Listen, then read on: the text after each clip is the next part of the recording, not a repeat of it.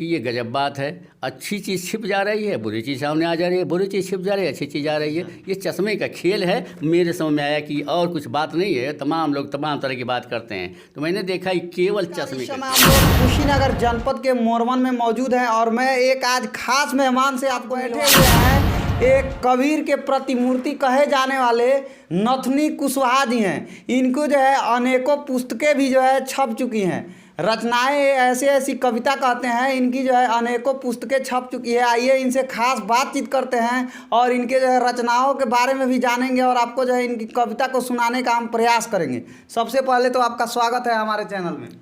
हाँ, तो रचना करते हैं, आपका जो है तमाम पुस्तक भी छपा हुआ है। कितना पुस्तक छपा है पहले ये बताइए। रचना तो मैं जब 6 में पढ़ता था तभी से करता हूँ जी लेकिन रखता नहीं था। जी जी जैसे विद्यार्थी जीवन में था तो लिखता था, गा लेता था, सुना देता था, अंताक्षरी में पढ़ देता था। इसलिए अंताक्षरी में हमसे जीतने वाला कोई नहीं मिलता था, इसलिए कि तमाम लोग कविता याद करके किसी का सुनाते थे, मैं तुरंत बना लेता था, वही सुना देता था, कोई समझ नहीं पाता था। पता लगाएंगे। आपका कितना पुस्तक छपा है अभी? 4 किताबें हमारी छप चुकी हैं। लेकिन कौन सा है उसका नाम थोड़ा बताइए। सबसे पहले छपी एक किताब अजोरिया में बदरी, जिसमें मात्र 51 निर्गुण हैं।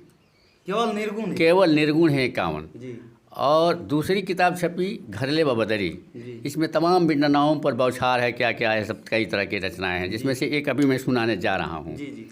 और तीसरी किताब सभी श्रद्धा। जी। श्रद्धा नाम किसके, उनके पंडित धरीक्षण मिश्र जी इस क्षेत्र के सबसे बड़े कवि हैं, राष्ट्रीय कवि में गिने जाते हैं। तो उनके वहाँ मैं हर इतवार को जाता था, 93 से लेके 97 तक गया, और उन्हीं के वहाँ से प्रेरणा मिली हमको रखने की, और ज़्यादातर लिखने की भी इच्छा होने लगी और लिखने भी लगा। तो मैं नहीं समझ पाता कब कविता आ जाती है, कब लिख जाती है, मुझे सोचने की ज़रूरत नहीं पड़ती है। आ जाती है, कविताएं लिख जाती हैं, आधी रात को लिख जाती हैं, भिनसारे लिख जाती हैं, रास्ते में चलता रहता हूँ लिख जाती हैं। तो ये तमाम ऐसे ही लिख जाती हैं कविताएँ। और हिंदी की भी हैं और ये भोजपुरी की भी हैं, हिंदी की भी कविताएं हैं जो अभी छपी नहीं हैं। तो और भोजपुरी की भी अभी रचनाएं हैं जो छपी। अब मैं सुना रहा हूँ, इसीलिए आपने पूछा तो मैं बता रहा। कविता मैं उसी में सुना रहा हूँ। धर्म। धर्म कहते हैं, धर्म किसे कहते हैं, मैं ये कविता है। कहवा धर्म बालू काइले बिचारी भाई, कहवा धर्म बालू काइल, कहवा धर्म बालू काइल ये बिचारी भाई, कहवा धर्म बालू काइल। कोरिया घुमत बाटे आगवा मंदिरवा का, काखवा में झोरिया लगाई, लंगड़ा का मंगला पर भिखी ना मिलत बाटे, लंगड़ा का मंगला पर भिखी ना मिलत बाटे। देखब चुहारन के मोटाइल ये बिचारी भाई, कहवा धर्म बालू काइल, कहवा धर्म बालू काइल ये बिचारी भाई, कहवा धर्म बालू काइल। गाँव के गरीबवा घूमत कचहरिया में, धोतिया में गाँठ गठियाई, गाँव के गरीबवा घूमत कचहरिया में, धोतिया में गाँठ गठियाई।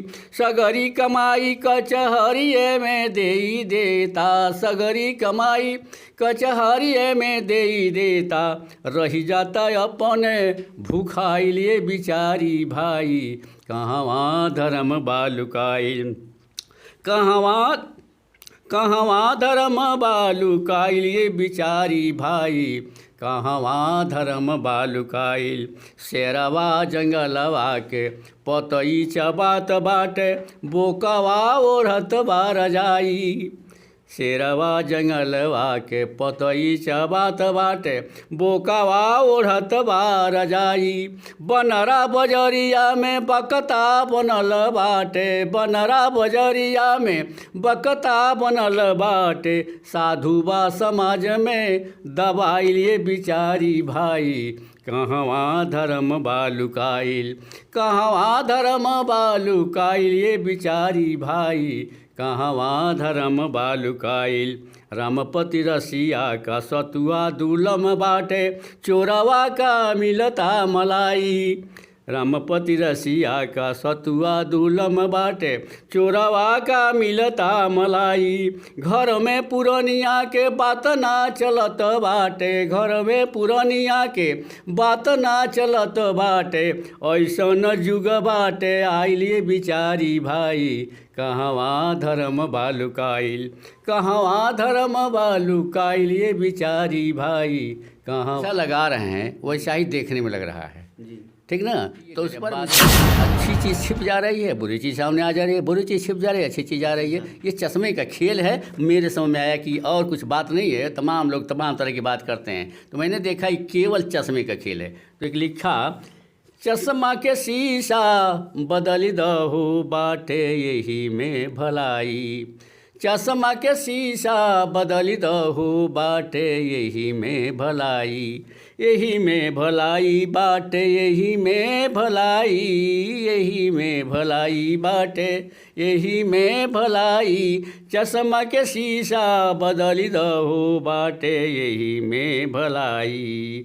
चश्मा के शीशा के रंगवा नजर, चश्मा के शीशा से बदलल नजरिया, चश्मा के शीशा से बदलल नजरिया। बकुला उजर का बुझात बाटे करिया, धूपो में बदरी बुझाई हो बाटे यही में भलाई।